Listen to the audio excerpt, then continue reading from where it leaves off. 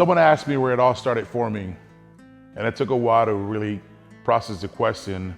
And then I found myself remembering my middle school days. And I remember my classmates talking about the hunts that they had taken with their fathers, their uncles, brothers, talking about that great whitetail that they were able to harvest, or that pig, or that turkey. And I always found it very interesting, and I always wanted to do it. But coming from a migrant family, hunting wasn't a priority. Priority was working, providing food for my siblings and I, and a roof over our heads. And I remember telling myself, when I get older and I have a job, I'm gonna go hunting. You fast forward a few years and I end up joining the military. And as many of you guys know, I ended up getting wounded. So that was pretty much not even on my radar. It was focusing on recovering, getting better, and moving on. And one night, I remember getting a phone call from a friend of mine. He said, "Hey, we're hunting this weekend. Would you like to come with us?" I remember getting excited and I said, "I'm in." I remember running to the store and buying camouflage that didn't even match, and I had no idea. I had a rifle, and I told myself, we're gonna go do this. I packed my bags the night before, loaded my truck, got back inside, and I laid in bed, and I started making excuses of why I didn't want to go. You see, at the time, I wasn't comfortable with myself. I didn't really care for my wounds myself. I hadn't accepted them. I felt different. I felt like an outsider.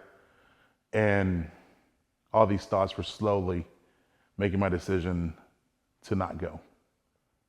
I fell asleep, woke up the next morning, I laid in bed, and I remember telling myself, don't go, just stay home. We're better here. No one's gonna judge us. No one's gonna look at us different. Just stay home. And something inside of me said, dude, just go. What's the worst that could happen? I remember getting up, got in my vehicle, started driving, and I started getting towards the country, and I felt somewhat peaceful, something I hadn't felt in a long time.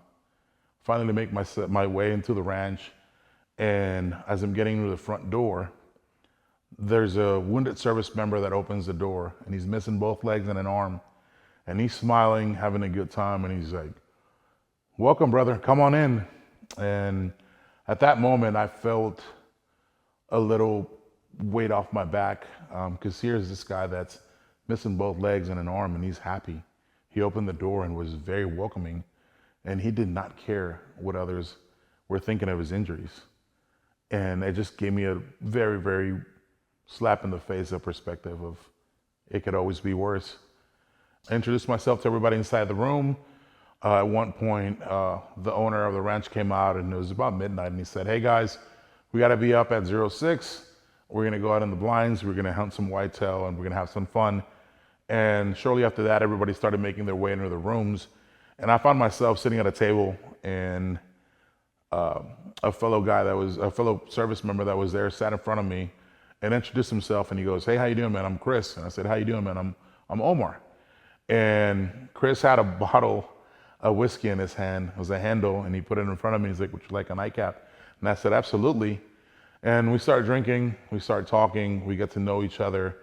And next thing you know, it's half a bottle down, and we're just letting loose, talking. And when the bottle was almost done, Chris looked at me and he said, "How are you doing?" And I looked at him real quick and I said, "I'm great." And he goes, No. How are you doing?"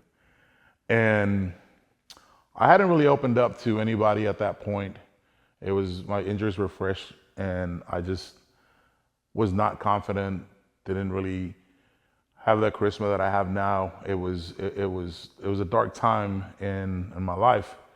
And I opened up to him, and he said, "Those demons you're fighting, you don't have to fight them alone. That's where we're all here. We're one team, and we can get through this." And that right then and there changed a lot of things in me. I realized that I'm not alone. This is not just on me. This is a group of us that have gone through the same experiences and know what that other person is going through, and we have each other's back. Shortly after that, it was 6 a.m. We lost track of time, and all the other hunters started making their way out of their rooms. And they came out and they asked us, "Have you guys been awake all night?" And we're like, "Yeah, like yeah. And they're like, are you guys going hunting? We're like, hell yeah, we are. Like, it's okay. I'll sleep when we're done hunting. And Chris got up and I got up and my buddy looks at me and he goes, dude, you stayed up with Chris Kyle the whole night? And I was like, yeah, why? He goes, do you know who that is? And I was like, mm-mm. And he proceeds to tell me, that's Chris Kyle, Navy SEAL, blah, blah, blah, blah. And I was like, oh, wow, that's cool.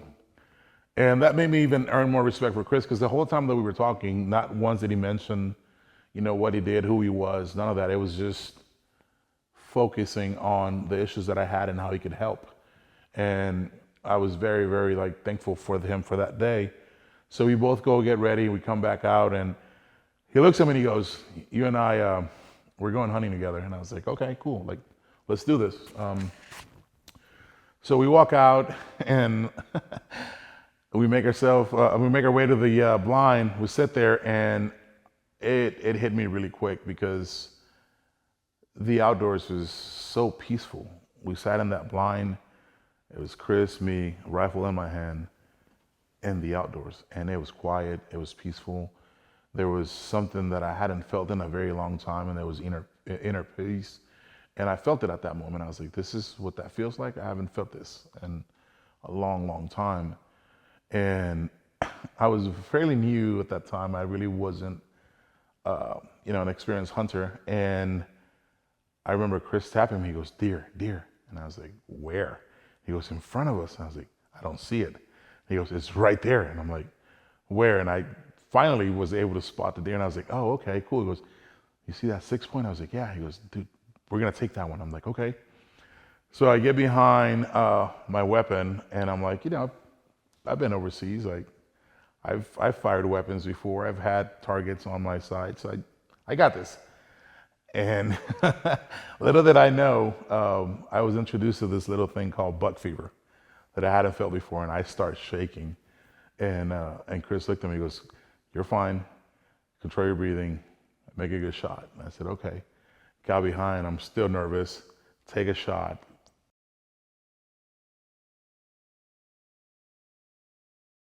Deer drops. And we just looked at each other. And every piece of adrenaline that I had in my body just dropped. And I'm like, ah! And he looks at me and he goes, yeah. And so we high five and I was like, dude, that's awesome. That's my first deer. He goes, that's your first deer? And I was like, yeah. He goes, I didn't know that. I was like, yeah, it's my first deer. And he goes, oh, we're definitely doing something special. And shortly after that, and I had blood all over my face. And it was epic. It changed my life. It was something that I've always told people, even till today. Hunting in the outdoors has become the most effective medicine that no doctor has able to prescribe to me.